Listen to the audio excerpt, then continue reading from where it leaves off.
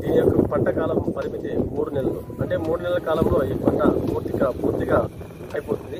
అయితే ఈ పంట పండించేటప్పటికి ఎక్కువ నీరు అనేది ఈ పంట ఉపయోగించుకోదు. నవంబర్ కాలంలో వేస్తే ఈ పంట తడి, అంటే ఇప్పుడు ఈ మంచుతోనే ఈ పంట పూర్తి అవుతుంది. దాదాపు అంటే 1 ఎకరానికి 5 నుంచి 7 క్వింటాల వరకు దిగుబడి వస్తుంది. ఒక కింట 7,000 నుంచి 8,000-9,000 వరకు పలుకుతుంది. దీన్ని బట్టి చూస్తే ఒక ఎకరానికి దాదాపుగా అంటే 50,000 రూపాయల వరకు వీటి నుంచి లబ్ధి పొందొచ్చు.